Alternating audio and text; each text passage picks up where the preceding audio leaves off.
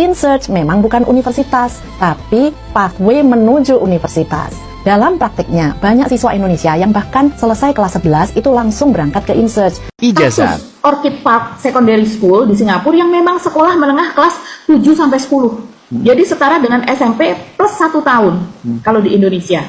Nah, jadi kalau Gibran, dia berandai ya. Jadi kalau Gibran, 1, tidak punya ijazah SMA keluaran high school Australia, tidak punya International Baccalaureate IB diploma, tidak punya sertifikat GCE advanced level keluaran Singapura, tidak punya sertifikat GCE ordinary level keluaran Singapura, punya sertifikat GCE ordinary level keluaran Singapura tapi nilai-nilainya jeblok di bawah 50, tidak punya ijazah lulusan SPTN 1 yang dari Solo karena katanya melanjutkan SMP ke Singapura. Jadi saya kira dengan penjelasan ini clear ya, kita jangan lagi gunakan, pertama menurut Anda tadi jangan gunakan lagi UTS Insert. Kedua, bahwa itu bukan bagian dari semacam matrikulasi, itu hanya belajar bahasa Inggris saja gitu. Dan kemudian kalau kemudian ada klaim bahwa itu penyetaraan ijazah dengan SMK di Indonesia dari lulusan UTS Insert, itu totally salah gitu kira-kira. Yes. Oke. Cuma namanya saya English Language Center, InSearch Language Center. Yes. InSearch Language Center, ya. Belajar bahasa Inggris. Nah, jagat sosial media ya kembali dihebohkan dengan sebuah tulisan panjang dari dosen IPB yang bernama Dr. Melani. Jadi yang secara tajam ya mempertanyakan riwayat pendidikan Wakil Presiden Gibran. Jadi Gibran lagi berpolemik tentang masalah ijazahnya yang dianggap tidak sederajat. Jadi tulisan yang viral di berbagai platform sosial media memicu perdebatan sangat sengit, terutama karena klaimnya yang menyebut kualifikasi pendidikan Gibran bisa jadi hanya setara tamatan sekolah dasar atau SD. Jadi menurut dosen IPB ini ya, beliau mengatakan bahwa Gibran ini hanya tamatan sekolah dasar saja atau SD. Jadi menurut analisis Dr. Melani yang merupakan lulusan S1 IPB dan peraih gelar PhD dari University of Sydney, jadi membedah satu persatu jejak pendidikan yaitu dari Wapres Gibran. Jadi dosen IPB ini ya menyoroti penyetaraan untuk pendidikan Gibran di UTS Insert Australia seharusnya tidak sah, kata dosen IPB ini. Jadi menurut dosen IPB ini bahwa UTS Insert Australia itu adalah program persiapan universitas, bukan sekolah menengah atas yang berhak mengeluarkan High School Leaving Certificate. Jadi penyetaraan hanya berlaku untuk ijazah pendidikan dasar atau menengah dalam sistem asing yang diakui sebagai School Leaving Certificate resmi.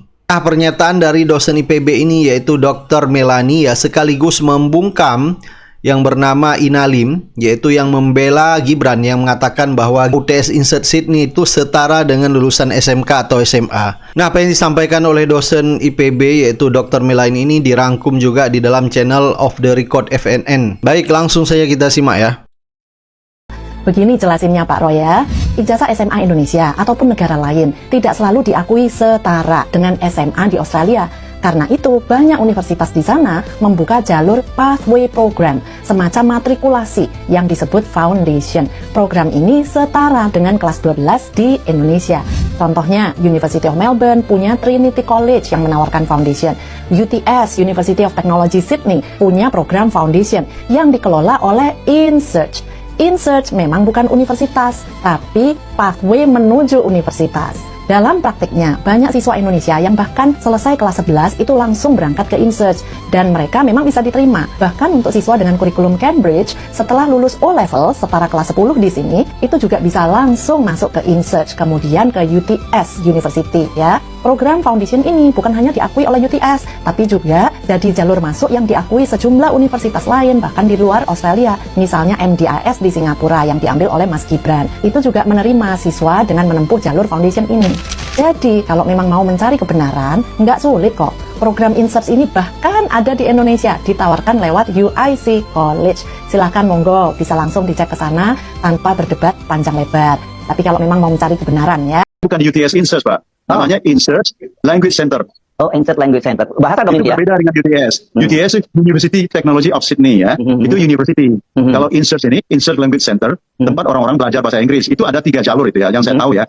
Ada satunya itu English for Further Education, itu seperti training center, atau pathway ya, jalan menuju university. Itu umumnya ke UTS ya.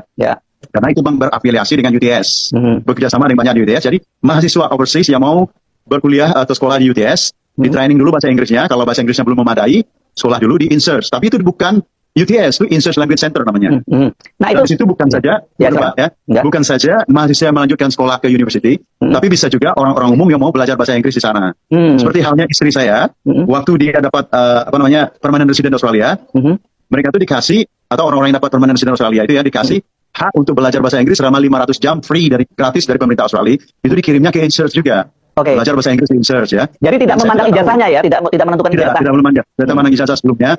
Boleh yang melanjutkan sekolah ke uni, boleh orang umum yang mau sekolah bahasa Inggris, boleh orang-orang yang dapat fasilitas khusus belajar bahasa Inggris. Seperti halnya istri saya, dapat fasilitas khusus dari pemerintah Australia untuk belajar bahasa Inggris secara gratis. Untuk belajar bahasa Inggris itu di trainingnya di insert itu banyaknya. Ya, itu satu jalur pertama. Katanya tadi ada 3 jalur katanya di situ. Ya, itu yang satu jalur sekolah. Ya. Sekolah menuju university. Kedua, orang-orang yang dibolehkan sekolah yang dikasih fasilitas sekolah dari pemerintah Australia untuk meningkatkan bahasa Inggrisnya secara gratis. Ketiga, orang-orang umum yang mau belajar bahasa Inggris, mau dari negara manapun yang tidak berbahasa Inggris, dari Indonesia, dari Vietnam, dari Kamboja, dari Filipina, atau dari Bangladesh atau dari Nepal, yang mau belajar bahasa Inggris, boleh ke insert sana. Karena itu adalah institusi yang independen, bukan di bawah, bukan harus khusus untuk belajar ke UTS, tapi ada jalur lain juga. Yang mau melanjutkan kuliah ke UTS, tapi bahasa Inggrisnya belum memadai, untuk meningkatkan kemampuan bahasa Inggris, di training dulu. Itu programnya sekitar 9 bulanan, Pak. Karena kita di sini, Desember, Januari itu kita nggak sekolah di sini, itu summer holiday ya. Ada sekolah-sekolah khusus bulan summer itu namanya summer school. Tapi program itu bukan summer school. Jadi yang antara 9 dan 10 bulanan lah gitu ya. Sekolahnya. Dan Pak Gibran bilang sama saya waktu itu, dia sebentar, nggak cukup. 9 bulan nggak selesai karena dia udah pulang duluan ke Indonesia. Oh, jadi 9 bulan itu program itu nggak diselesaikan oleh Gibran gitu ya? Tidak diselesaikan. Dia bilang saya waktu itu dia nggak lama, sekitar 6 bulanan dia bilang saya waktu itu ya. Dia udah pulang ke Indonesia. Jadi ya programnya nggak lama. Nggak dijelaskan kenapa dia harus pulang itu, kenapa penyebabnya? Ya, dia nggak kasih tahu saya juga nggak nanya Pak, dan dia nggak banyak ngomong. Waktu itu kan kita nggak tahu Gibran itu mau jadi wakil presiden, mau jadi wali kota, kita kan nggak tahu. Oke. Nah, akhirnya Anda ajak dia ke UTS itu. Waktu itu masih ada UTS-nya. Sorry. Insertnya. Saya karena di Indonesia UTS insert. Jadi betul insert saja. Jadi Anda ada ke kampusnya. Jadi kayak kampus atau gedung biasa? Saya ada ke sekolah dia. Ya, saya banyak bawa ke kampus dia. Oh ya, ini saya sekolah di situ dulu, itu sini dulu, kan? Nah, jarak antara UTS University Technology Sydney dengan Insert Language Center itu sekitar 300 meteran ya, 300 meteran itu, nggak jauh ya. Jadi dekat sekali ya. Nggak bersebelahan, tapi ya gedungnya itu ya. Kalau Insert itu dekat ke Chinatown, kalau UTS ini itu di Ultimo, tapi George Street-nya itu ya, George Street namanya. Itu jalan utama Sydney, George Street itu. Kalau Insert ini agak ke dalam, itu dekat Chinatown. Nah, umumnya orang-orang sekolah di Insert itu orang-orang Asia yang tidak bisa berbahasa Inggris. Yang tidak bisa bahasa Inggris ya. Jadi kalau sekarang disebut bahwa Gibran itu cukup lama di sana sampai 3 tahun, itu menurut pengakuan dia tidak seperti itu gitu ya? Tidak seperti itu. Dia bilang sekitar 6 bulan. Waktu itu dia ngomong saya tanya kan, lama Pak? Ya sekitar 6 bulanan. Saya 6 bulan terus pulang ke Indonesia. Dan dia mengaku bahwa berarti dia mengaku saya tidak menyelesaikan, atau kesimpulan Anda tidak menyelesaikan itu? Tadi dia nggak bilang menyelesaikan, sekitar 6 bulan terus saya pulang. Tapi saya tahu kalau program insert itu untuk orang asing itu ya, itu sekitar 9 bulan, 8 atau 9 bulan lah gitu. Karena kita di sini summer school itu nggak sekolah di sini. Ijazah. Orchid Park Secondary School di Singapura yang memang sekolah menengah kelas 7 sampai 10. Jadi setara dengan SMP plus 1 tahun kalau di Indonesia. Nah, jadi kalau Gibran, dia berandai ya. Jadi kalau Gibran, 1, tidak punya ijazah SMA keluaran high school Australia, tidak punya International Baccalaureate IB diploma, tidak punya sertifikat GCE Advanced Level keluaran Singapura, tidak punya sertifikat GCE Ordinary Level keluaran Singapura, punya sertifikat GCE Ordinary Level keluaran Singapura, tapi nilai-nilainya jeblok di bawah 50, tidak punya ijazah lulusan SPN 1 yang dari Solo, karena katanya melanjutkan SMP ke Singapura, maka fix kualifikasi pendidikan Gibran cuma tamatan SD. Ampun deh. Gawat banget. Ini harus baca ini. Wow, ini penulis adalah Melanie Buiten-Zorgi, dosen IPB University, S1 dari IPB, dan meraih PhD dari University of Sydney, Australia, yang katanya kalau dia menuju universitasnya itu melewati Universitas Teknologi of Sydney itu tadi, Mas Ersu. Jadi dia tahu, dan memang standarnya jauh lebih tinggi Sydney University. Nasib dosen IPB yang berani bilang ijazah SMA Gibran setara lulusan SD. Apa jadinya jika seorang dosen menantang dokumen pendidikan seorang wakil presiden? Pertanyaan ini menjadi pintu masuk ke kisah viral yang mengguncang jagat maya. Nama Melanie Buiten-Zorgi, dosen IPB University, mendadak mencuat karena pernyataannya yang menyebut pendidikan Wapres Gibran Rakabuming setara lulusan sekolah dasar. Semua berawal dari analisis akademis yang ia tulis. Dengan mengacu pada riwayat pendidikan Gibran di Orchid Park Secondary School, Singapura, dan UTS Insert Australia, Melanie berani menyatakan dua institusi itu tidak sebanding dengan jenjang SMA di Indonesia. Dari sana, ia mempertanyakan keabsahan penyetaraan ijazah luar negeri yang menjadi pijakan Gibran melangkah ke panggung politik nasional.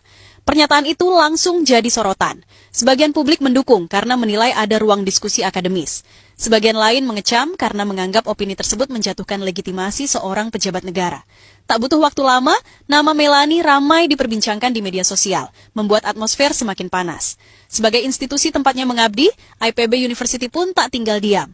Melalui pernyataan resmi, pihak kampus menegaskan bahwa opini Melani adalah pandangan pribadi, bukan sikap resmi institusi. Meski begitu, kampus tetap akan mengundangnya untuk berdiskusi dan mengonfirmasi pandangannya. Di balik kontroversi itu, publik juga dibuat penasaran dengan sosok Melani. Lulusan S1 IPB University ini kemudian meraih gelar magister di Wageningen University, Belanda, dan menyelesaikan doktoralnya di University of Sydney, Australia.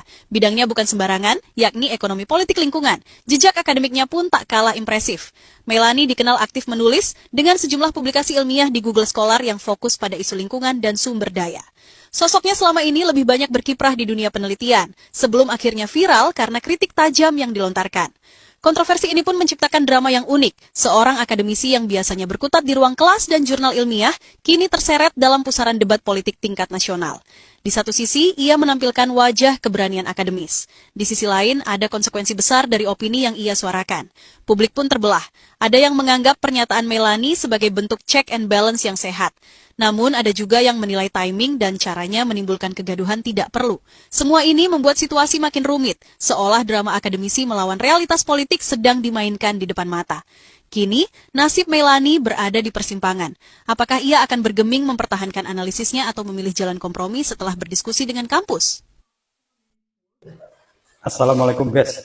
Ini makin hari makin kesini posisi politik Wakil Presiden Gibran Raka Buming Raka semakin terjepit.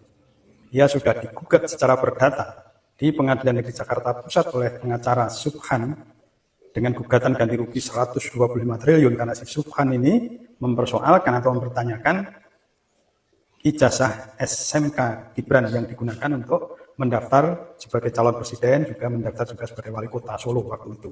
Nah ini, itu belum selesai. Sekarang muncul tulisan dari Dr. Melani Butenjorgi, dosen IPB University, S1 dari IPB dan PhD dari Universitas of Sydney, Australia. Saya bacakan ya tulisan beliau, menarik banget ini. Di Indonesia, penyetaraan ijazah luar negeri diatur oleh Permendikbudristek nomor 50 tahun 2020 tentang penyetaraan ijazah luar negeri. Penyetaraan ijazah hanya berlaku untuk ijazah pendidikan dasar menengah dalam sistem asing yang diakui sebagai School Leaving Certificate resmi. Berhubung Gibran klaim dia lulusan SMA di Australia, maka berikut saya lampirkan contoh High School Leaving Certificate SMA di Australia milik anak saya. Pada sertifikat tersebut, jelas mencantumkan nama high school yang mengeluarkan sertifikat. Atau untuk sekolah internasional, High School Leaving Certificate bisa dalam bentuk IB, International Baccalaureate Diploma. Nah, pendidikan yang ditempuh Gibran di University Teknologi Sydney, UTS Inshore, jelas-jelas tidak bisa mengeluarkan High School Leaving Certificate.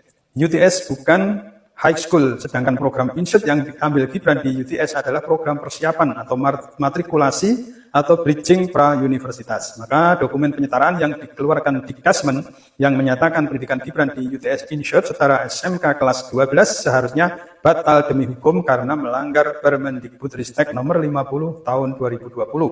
Jadi fix Gibran tidak punya ijazah SMA keluaran Australia. Ya agak masalah, kan menurut KPU Gibran masih punya rekod pendidikan SMA dari Orchid Park Secondary School. Masalahnya, Orchid Park Secondary School, OPSS, yang diklaim sebagai pendidikan SMA-nya Gibran itu juga tidak setara dengan SMA di Indonesia. OPSS menyediakan pendidikan setara kelas 7 sampai 10 di Indonesia, jadi setara dengan SMP plus 1 tahun. Nah, School Leaving Certificate dari Secondary School di Singapura adalah GCE O-Level Certificate. Kalaupun Gibran punya sertifikat GCE O-Level dari Orchid Park Secondary School, ini juga belum setara dengan ijazah SMA di Indonesia. Untuk bisa melanjutkan ke pendidikan tinggi universitas, siswa di Singapura harus lanjut lagi ke Junior College untuk memperoleh sertifikat GCE A-Level. Jadi fix juga Gibran tidak punya ijazah SMA keluaran Singapura. Jadi Gibran cuma lulusan SMP nih. Nah ini juga belum tentu karena ada perbedaan standar ijazah Indonesia dengan sertifikat GCE Singapura. Di Indonesia, untuk mendapatkan ijazah sekolah menengah, siswa harus lulus memenuhi nilai minimum untuk semua mata pelajaran. Sementara sertifikat GCE Singapura, baik O-level maupun E-level, tidak mensyaratkan nilai minimum. Semua siswa bisa mendapatkan sertifikat O-level maupun E-level, sekalipun nilai-nilainya jeblok di bawah standar kelulusan atau PAS. Ketika siswa akan lanjut ke level pendidikan berikutnya, maka nilai-nilai yang tertera di sertifikat O-level maupun E-level inilah yang akan menentukan apa siswa tersebut memenuhi syarat masuk minimum atau tidak. Jadi, kalaupun Gibran punya sertifikat GCE O-level, mesti dilihat lagi nilai-nilai yang bersangkutan. Kalau banyak nilai yang tidak lulus atau di bawah 50, maka sertifikat O-level tersebut tidak setara dengan ijazah SMP Indonesia yang mempersyaratkan nilai lulus untuk semua subjek. Tapi menurut KPU kan Gibran bersekolah SMP di SMP Negeri Solo, SMP Negeri 1 maksudnya ya. Nah, ini mesti diselidiki juga apakah Gibran sekolah di SMP Negeri 1 Solo sampai tamat hingga punya ijazah. Karena di website Pemkot Solo, Gibran mengklaim melanjutkan pendidikan SMP ke Singapura. Dan ini konsisten dengan status Orchid Park Secondary School Singapura yang memang sekolah menengah kelas 7 sampai 10. Jadi setara dengan SMP plus 1 tahun di Indonesia. Jadi kalau Gibran tidak punya ijazah SMA keluaran High School Australia, tidak punya International Baccalaureate IB Diploma, tidak punya sertifikat GCE level keluaran Singapura, tidak punya sertifikat GCE level keluaran Singapura, punya sertifikat GCE level keluaran Singapura tapi nilai-nilainya jeblok di bawah 50, tidak punya ijazah lulusan SMP Negeri 1 Solo, maka kualifikasi pendidikan Gibran cuma tamatan SD. Ngeri juga ya. Kita ini di Indonesia itu banyak orang-orang pintar sarjana, banyak doktor, profesor, dipimpin oleh wakil presidennya aja lulusan SD. Kasihan ya. Ini kita tunggulah perkembangan sidang gugatan Subhan di Pengadilan Negeri Jakarta Pusat. Salam waras. Ijazah dia, ijazah goib lah itu. Ijazah itu goib, nggak ada kira-kira nggak ada, sama goibnya dengan ijazah bapaknya. Bapaknya bohong tentang ijazah, anaknya juga mau bohong tentang ijazah. Bung, ini kalau dituntut itu berapa triliun itu oleh Pak Palal itu. Pak Palal itu menuntut, sekian triliun. Dan duit itu bukan untuk Pak Palal. Duit itu harus dimasukkan kembali ke negara. Ke negara itu artinya itu duitnya rakyat. Wah, itu keren, Bung. Dituntut. Dan kalau itu akan terbukti, insya Allah dia terbukti, diseretlah dia. Diseretlah keluar dari kantornya. Apa maksudnya? Yaitu kata lengser. Lengser, Bung. Dilengserkan. Bukan lengser karena sudah sampai waktunya, tapi dilengserkan, dibikin lengser, dibikin tidak relevan sama sekali, karena sekarang pun dia sudah tidak relevan. Nah, ngaku-ngaku ini, Bung, ngaku-ngaku sekolah di Santo Yusuf, itu sekolah elit yang tidak mungkin. Dia main di halaman sekolah itu pun mungkin diusir sama murid-murid di situ. Siapa kau? Siapa kau? Kok kau ada di sini? Ini sekolahan gue. Lo nggak boleh ikut-ikut sini. Lo main di halaman, Bung. Mungkin digusur lah sama orang-orang. Mana bisa ngaku-ngaku kayak begitu. Jadi dia udah bohong tentang itu. Dan bohong tentang begitu banyak hal yang lain. Bohongnya bohong, Bung. Bung, jangan keliru. Saya ingin mengingatkan lagi kepada ada mak-mak yang tidak sudi omongan sama si Samsul. Ada mak-mak, gah, malas, gak. Kayak gitu. Waduh, Bung, wakil presiden Republik dibegitukan oleh warga negara, oleh mak-mak, Bung. Tapi siapakah yang salah? Bukan mak-mak.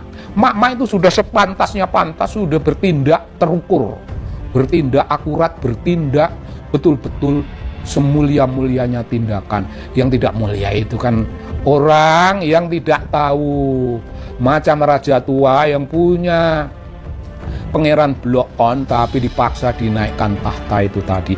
Begitu, Bung, bohong demi bohong dibongkar oleh masyarakat. Dan sekarang ini kita ini sedang membongkar banyak kebohongan, sedang memojokkan keluarga Simul, keluarga Solo.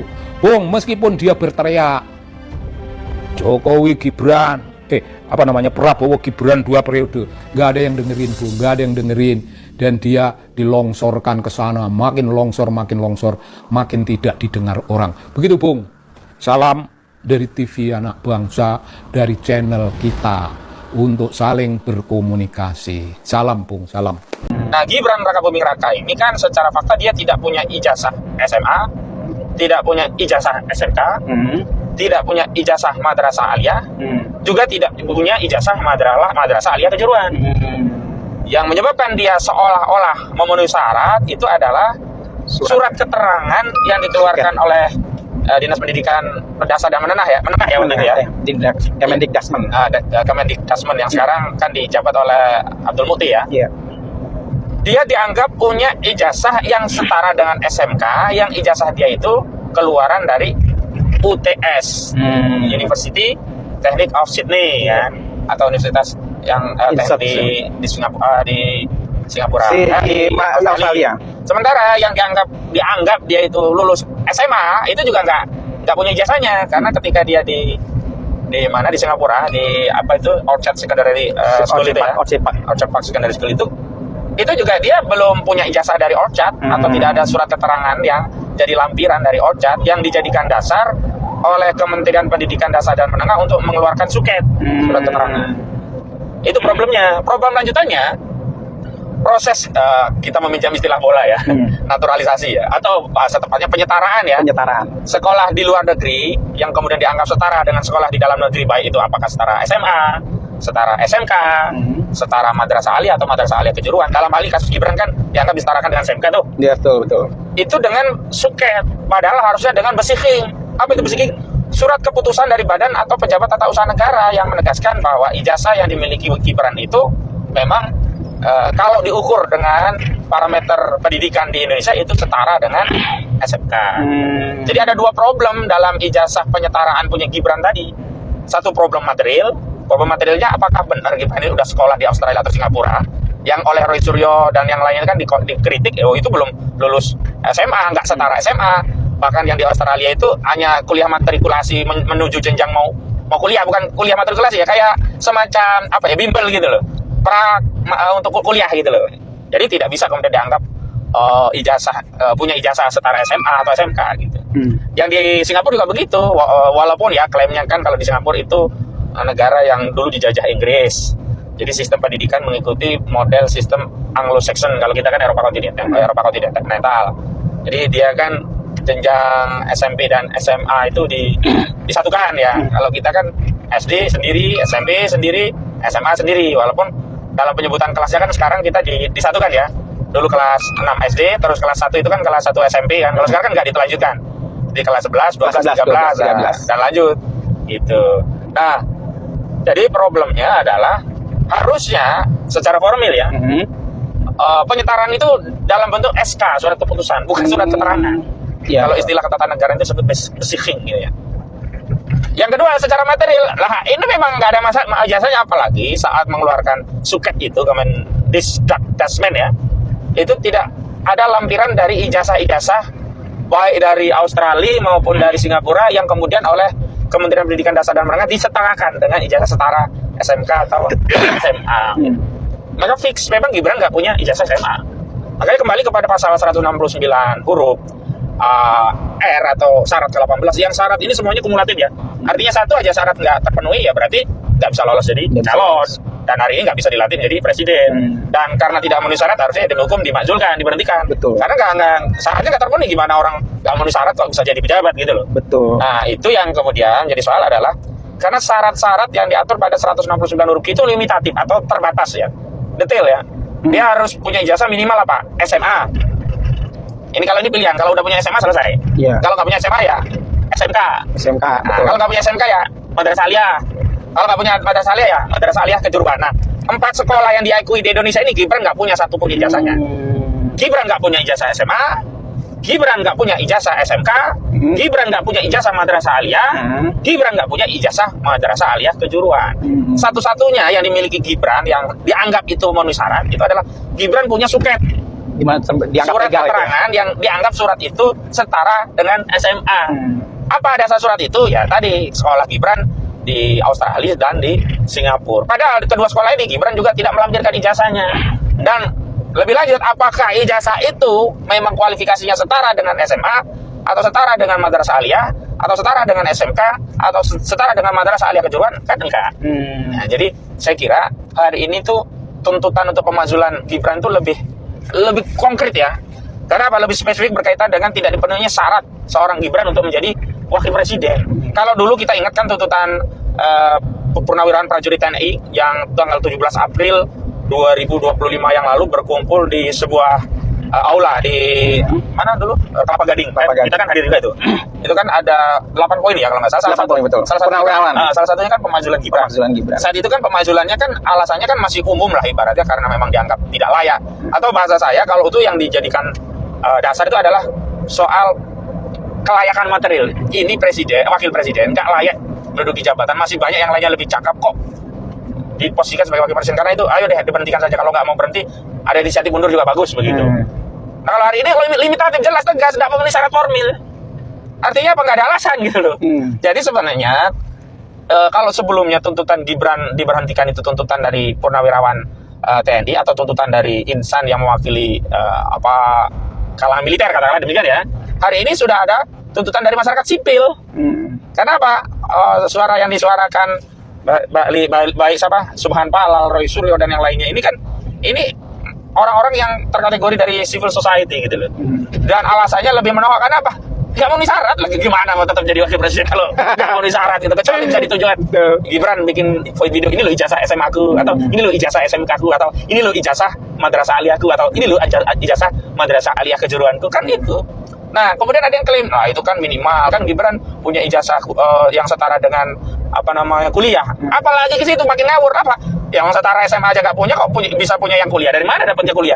Syarat untuk kuliah itu kalau punya ijazah SMA, punya ijazah SMK, punya ijazah SMK, punya ijazah MAK atau madrasah aliyah kejuruan.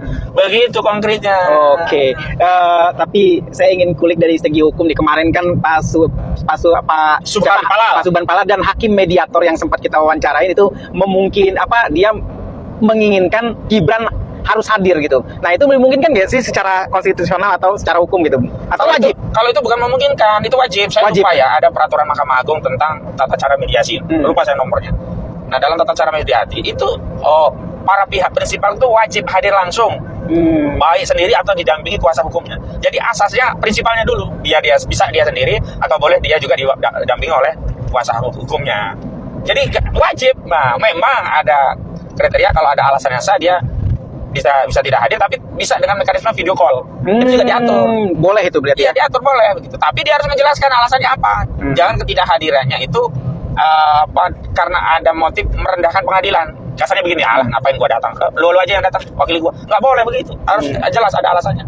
Jadi asasnya mediasi itu harus para pihak. Kenapa? Begini, kalau kuasa hukum atau pendamping kan dia nggak bisa memutus. Misalnya ada tawaran, contoh nih utang piutang dari 10 juta, udah deh turun 5 juta. Nah kuasa hukum kan nggak bisa mengukur kantong kliennya. Dia mau bilang oke, 5 juta, iya, ternyata kliennya nggak punya duit. Nah kalau orangnya itu datang langsung kan, berapa?